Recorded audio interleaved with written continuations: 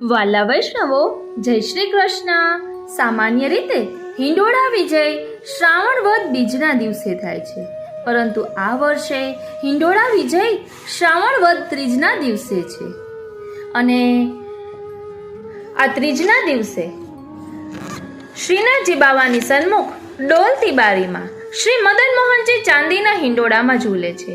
શ્રી મદન મોહનજીને વસ્ત્ર તથા શ્રૃંગાર શ્રીજી બાવા જેવા જ ધરવામાં આવે છે અને શ્રી લાલન ગોદમાં બિરાજે છે. ચંદનિયા રંગની પીછવાઈ અને પીળા તેમજ લાલ પુષ્પોની ચમરી એટલે કે છત્ર ધરી છે. આજે હિંડોળા વિજય થાય છે. હિંડોળા વિજય મુહૂર્ત જોઈને કરવામાં આવે છે. શ્રાવણ વદ એકમના દિવસે શ્રી ગોવર્ધનલાલજીના ઉત્સવના દિવસે શ્રી નવનીત પ્રિયાજી શ્રીનાથજીની સાથે બિરાજે છે અને સાંજે નિયમના સોનાના હિંડોળામાં ઝૂલે છે. ત્યારબાદ બીજના દિવસે હિંડોળા વિજય થાય છે, અથવા તે દિવસે મુહૂર્ત સારું ન હોય તો હિંડોળા વિજય ત્રીજના દિવસે થાય છે. હિંડોળા વિજય થાય ત્યારે હિંડોળા અધિવાસન વખતે ગવાતા ગોવિંદ સ્વામીના હિંડોળાના 4 કીર્તન ગવાય છે. એટલે જ્યારે હિંડોળાની શરૂઆત થઈ હોય છે ત્યારે જે ગોવિંદ સ્વામીના 4 હિંડોળાના પદ ગવાય છે તે અત્યારે પણ ગવાય છે. એટલે આજે આપણે જોઈશું કે હિંડોળા લીલામાં આપણે શું ભાવ દર્શન કર્યું, એટલે કે ગોવિંદ સ્વામીના 4 હિંડોળાના પદનું અહીં કહ્યું છે. એટલે આપણે આજે ફરીથી હિંડોળાની ભાવના અલગ રીતે જોઈશું. બોલો શ્રી વલ્લભાધીશ કી જય. વાલા વૈષ્ણવો, જય શ્રી કૃષ્ણ. હું મનાતુરી આપ સર્વે વૈષ્ણવોનું આજના આ અલૌકિક સત્સંગમાં હાર્દિક સ્વાગત કરું છું. વાલા વૈષ્ણવો, સૌપ્રથમ આપણે હિંડોળા લીલાનો સાર જોઈશું. हिंदीમાં છે हिंडोला लीला का सार. हिंडोला शब्द का अर्थ है झूला. हिंडोला लीला आषाढ़ कृष्ण पक्ष की प्रथम तिथि से शुरू होकर श्रावण कृष्ण पक्ष की द्वितीय तिथि को समाप्त होती है. हम पहले और आखिरी दिन शंख बजाते हुए, झांझ बजाते हुए और घंटियां बजाते हुए अपने निधि स्वरूपों को बिना सजावट वाले चांदी के हिंडोले पर बैठाते हैं, विराजमान कराते हैं और लगभग 30 दिनों तक हम इस चांदी के हिंडोले के ऊपर फूल, फल, सब्जियां और पत्तियों से सुंदर डिजाइन बनाते हैं. हिंडोला के 2 मुख्य स्तंभ यशोदा जी और स्वामिनी जी के हाथों के प्रतीक है, जो प्रेम से कृष्ण को गोद में लिए हुए हैं.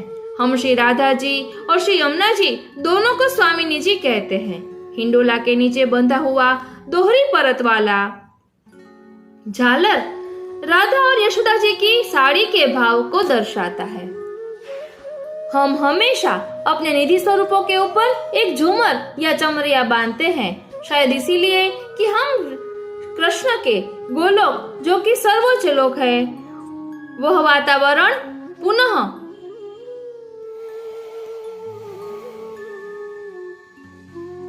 श्रीनाथ जी, जो कि सर्वोच्च लोक है का वातावरण पुनः स्थापित करना चाहते हैं. हिंडोला की 4 छड़े कृष्ण के 4 दिव्य पहलुओं का प्रतीक है. राधा जी कृष्ण के आनंद स्वरूप, चंद्रावली जी वेदों की ध्वनि श्रुति रूपिया गोपियों के रूप में प्रकट होती है. राधा सहचरी जी दंडकारण्य के ऋषि अग्नि कुमारी का गोपियों के रूप में प्रकट होते हैं. और श्री यमुना जी कृष्ण का भक्ति स्वरूप है. हाँ, हम हिंडोला लीला के दौरान राधा जी, चंद्रावली जी, राधा सहचरी जी और यमुना जी का सम्मान करते हैं, लेकिन मुख्य फोकस कृष्ण और उनके आनंद स्वरूप राधा पर है. हिंडोला लीला के दौरान हम उन विभिन्न भावों को पुनः सृजित करने का प्रयास करते हैं जो गोप गोपियों ने व्रज और वृंदावन में अनुभव किए थे. पहले 8 दिनों में हम नंदालय में यशोदा के मातृ प्रेम के भाव को पुनः जीवंत करते हैं. अगले 8 दिनों के दौरान हम श्री गिरिराज जी यानी गोवर्धन पर्वत और उसके आसपास गोप गोपियां द्वारा अनुभव किए गए भाव पर ध्यान केंद्रित करते हैं. इसके बाद हम वृंदावन में यमुना के किनारे गोपियों के साथ कृष्ण की लीलाओं के भाव को फिर से जीवंत करते हैं. और आखिरी 8 दिनों में हम राधा के कृष्ण के प्रति आनंद के भाव को फिर से जीवंत करते हैं. कुछ लोगों का मानना है कि पहले 16 दिनों तक हम केवल कृष्ण के अपने सभी सृजनों के प्रति प्रेम पर ध्यान केंद्रित करते हैं और शेष 16 दिनों तक हम कृष्ण के सृजनों के प्रति प्रेम पर ध्यान केंद्रित करते हैं। हिंडोला लीला के दौरान किए जाने वाले अनुष्ठान मंदिर दर मंदिर थोड़े थोड़े भिन्न होते हैं, लेकिन सार एक ही रहता है। ज्यादातर पुष्टि मार्गीय मंदिरों में हम आमतौर पर बालकृष्ण लाल जी या नवनीत प्रिया जी के स्वरूप को सिंहासन पर बैठाते हैं, तो यहाँ हम नंदालय में कृष्ण के बाल भाव को फिर से बनाते हैं। इन मंदिरों में हम अपने निधि स्वरूपों को केवल उत्थापन और संध्या आरती के दर्शन के दौरान ही हिंडोला पर विराजमान करते हैं, क्योंकि ग्वाले कृष्ण अपनी गायों को चरागाह में ले जाते हैं और घर लौटते हैं, जिसके बाद यशोदा उन्हें हिंडोला पर झुलाती है, हिंडोला पर सुलाती है, पौढ़ाती है। लेकिन नाथद्वारा में हम मदन मोहन जी के स्वरूप को भी हिंडोला पर विराजमान करते हैं। यहाँ हम हिंडोला लीला के दौरान कृष्ण के किशोर भाव को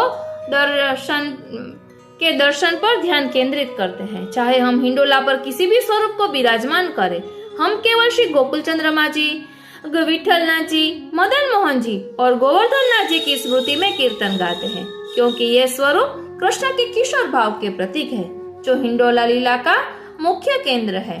आमतौर पर हम जब भी सेवा करते हैं तो मदन मोहन जी के साथ वेणु जी नहीं धराते, क्योंकि हमारा मानना है कि अगर मदन मोहन जी बांसुरी बजाएंगे तो कामदेव भी मोह के आगे झुक जाएंगे। लेकिन हिंडोला लीला के दौरान हम मदन मोहन जी के साथ वेणुजों को भी स्थापित करते हैं। हमारा मानना है कि हिंडोला लीला के 32 दिनों के दौरान कृष्ण सभी के दिलों पर कब्जा करना चाहते हैं और चाहते हैं कि वे उनके मोह में लीन हो जाए। नाथद्वारा में हम मंदिर के मुख्य चौक में हिंडोला लीला रखते हैं और है क्योंकि हमारा मानना है कि श्रीनाथ जी जो कोई है वो कोई और नहीं बल्कि कृष्ण है, गोलोक के स्वामी है। केवल नाथद्वारा में ही श्रीनाथ जी हिंडोला पर विराजते हैं और हम उन्हें जो भोग धराते हैं वे उसे ग्रहण करते हैं। हमारा मानना है कि कृष्ण व्रज में अपनी सभी किशोर लीलाएं करते हैं और फिर दोपहर के भोजन के लिए घर लौटते हैं। हम हिंडोला विजय समारोह को उसी भव्यता के साथ मनाते हैं जैसा हमने हिंडोला लीला की शुरुआत में साथ मनाते हैं। जैसा हमने हिंडोला लीला की शुरुआत करते समय किया था, हम कृष्ण को उसी श्रृंगार से सजाते हैं, अपने मंदिरों के आसपास वही माहौल बनाते हैं और गोविंद स्वामी के वही 4 पद गाते हैं जो हमने पहले दिन गाए थे। फिर हम हिंडोला की परिक्रमा करते हैं और आरती करते हैं। हम सुनिश्चित करते हैं कि कृष्ण अच्छे मुहूर्त पर हिंडोला से उतरे। फिर हम उन्हें अपने दिव्य तत्व से हमें आशीर्वाद देने के लिए अपना आभार व्यक्त करते हैं। फिर हम कृष्ण की अद्भुत हिंडोला लीला का समापन करते हैं जो बहुत प्रतीकात्मक है। कृष्ण की लीलाएं स्वयं कृष्ण की तरह ही रहस्यमय है ना। वाला वैष्णवो, श्री ઠાકોરજીની હિંડોળા લીલા પર એક લોકકથા પણ પ્રસિદ્ધ છે, તે પણ હિન્દીમાં છે। कृष्ण के जन्म के बाद ब्रज के गोप और गोपियां पूतना, कालिय, अघासुर, तृणावर्त, शतक जैसी सब प्रकार के दुष्ट आत्माओं से जूझते हैं और इंद्र के क्रोध का भी सामना करते हैं। लेकिन जब वे देखते हैं कि कृष्ण इतनी आसानी और उत्साह से उन सभी का अंत कर देते हैं, तो गोप और गोपियां जानते हैं कि कृष्ण उन सभी का अच्छे से ख्याल रखेंगे, हमेशा के लिए रखेंगे। इसीलिए वे अपने जीवन का भरपूर आनंद लेते हैं और जब भी कृष्ण उन्हें चिढ़ाते हैं, उनका मक्खन चुराते हैं और उनके गुस्से को शांत करने के लिए मीठी मीठी बातें करते हैं, तो वे उन्हें माफ कर देते हैं। कृष्ण के साथ जीवन मजेदार है, इस बात पर कभी किसी को संदेह नहीं हुआ। प्रत्येक ब्रजवासी का कृष्ण के साथ एक अनूठा रिश्ता होता है, इसलिए जब वे उनसे मिलते हैं तो एक अलग भावना का अनुभव करते हैं। यशोदा का हृदय मातृ प्रेम से भरा होता है। गोप और गोपियां कृष्ण को अपना सखा मानते हैं और गोपियां अपने गहरे से गहरे डर को उनके सामने प्रकट करती हैं। अब व्रज के गोप जब भी अपनी गायों को चराने के लिए जाते हैं, तो वे कृष्ण की कहानियों पर पूर्ण प्रेम और भक्ति के साथ अंतहीन चर्चा करते हैं। और गोपियां भी जब भी दूध और मक्खन बेचने के लिए बाजार जाती है, तो वे भी ऐसा ही करती हैं। पेड़ पौधे, लताएं, फल फूल, पत्ते और घास फूस इन लीलाओं के मुख्य दर्शक हैं। वे न तो कुछ बोल सकते हैं और न ही अपनी जगह से हिल सकते हैं, लेकिन उनमें भी कृष्ण के स्पर्श की तीव्र लालसा है और वे उनकी लीलाओं में शामिल होने के लिए लालायित हैं। इसीलिए वे वही करते हैं जो वे जानते हैं। वे अपने रचयिता ब्रह्मा को प्रसन्न करने के लिए तपस्या करते हैं। ब्रह्मा हैरान हो जाते हैं, क्योंकि यह पहली बार था जब ऐसे प्राणी उन्हें प्रसन्न करने के लिए तपस्या कर रहे थे। इसीलिए वे तुरंत पौधों और लताओं के सामने प्रकट होते हैं और उनसे पूछते हैं कि वे क्या चाहते हैं। जब पौधे और लताएं ब्रह्मा से अपनी इच्छा व्यक्त करते हैं तो वे समझकर मुस्कुराते हैं। ब्रह्मा जानते हैं कि कृष्ण के आकर्षण का कोई विरोध नहीं कर सकता, इसीलिए वे सभी पेड़ पौधों को देखते हैं और कहते हैं, हाँ, मैं निश्चित रूप से आपकी इच्छा पूरी करूंगा, लेकिन भविष्य में। अब तक आपने केवल कृष्ण की बाल लीला देखी है, सबसे अच्छा अभी आना बाकी है। कृष्ण शीघ्र ही वृंदावन में यमुना के किनारे राधा और सभी गोपियों के साथ रहस्यमय रासलीला में शामिल होंगे और मेरे आशीर्वाद से आप सभी का पुनर्जन्म वहीं होगा। आप सभी को कृष्ण और राधा के साथ 32 रातों तक हिंडोला लीला में शामिल होने का सौभाग्य प्राप्त होगा। हाँ हाँ, राधा कृष्ण का आनंद स्वरूप है।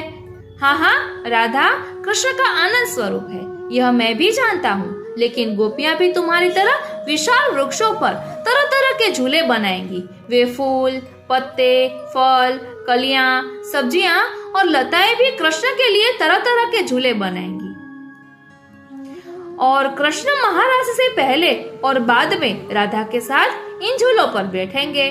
तो आप सभी को कृष्ण को छूने और उनके दिव्य सार और निकटता को महसूस करने का मौका जरूर मिलेगा। और चूंकि प्रत्येक ब्रजवासी का कृष्ण के साथ एक अनोखा रिश्ता है, इसीलिए आप में से प्रत्येक को वृंदावन में कृष्ण के अन्य तीन दिव्य पहलुओं, चंद्रावली जी, राधा सहचरी जी और श्री यमुना जी के भाव का अनुभव करने का भी सौभाग्य प्राप्त होगा। बोलो श्री वल्लभाधीश की जय। વાલા વૈષ્ણવો, હિંડોળા વિજય થતા હોવાથી હિંડોળાના પ્રથમ દિવસે જે સાજ, દિવાલગીરી, વસ્ત્ર, શ્રૃંગાર બધું ધરાય છે અને ગોવિંદ સ્વામીના 4 હિંડોળા ગવાય છે અને ઠાકોરજી હિંડોળામાં બિરાજતા હોય ત્યારે છેલ્લું કીર્તન ગવાઈ ગયા પછી હિંડોળાની પરિક્રમા થાય છે। 3 અથવા 5 પરિક્રમા કરવાની હોય છે। આરતી થાય છે। આરતી થઈ ગયા પછી શ્રી ઠાકોરજી ઝૂલી ઉતરે છે। આથી હિંડોળાની બિછાત, દિવાલગીરી વગેરે ઉતરી જાય છે। માત્ર મણિકોઠામાં સાતમ સુધી જરીની દિવાલગીરી રહે છે। આજે મંગલામાં સો ગોવિંદ તિહારે વ્રજ બાલક પ્રકટ ભયે ઘનશ્યામ મનોહર ધરે રૂપ ધનુજ કુલ કાલક કમલાપતિ ત્રિભુવનપતિ નાયક ભવ ચતુર્દશ नायक सोई उत्पत्ति प्रलय काल को करता जाके किए सबे कुछ होई सुनो नंद उपनंद कथा यह आय क्षीर समुद्र को वासी वसुधा भार उतारन प्रगटे ब्रह्म वैकुंठ निवासी ब्रह्मा महादेव इंद्रादिक विनती करी यहाँ लाए परमानंद दास को ठाकुर बहुत पुण्य तड़पे फल पाए। श्रृंगार में मायरी कमल नयन श्याम सुंदर झूलत है पलना बाल लीला गावत सब गोकुल की ललना लाल के अरुण तरुण चरण कमल नखमणि शशि ज्योति कुंचित कच भमराकृत लर लटकत गज मोती लाल अंगूठा गही कमल पान मेलत मुख माही अपनो प्रतिबिंब देखी पुनि पुनि मुस्काई रानी जशमती पुण्य पुंछ वार वार लाले परमानंद स्वामी गोपाल सुत स्नेह पाले।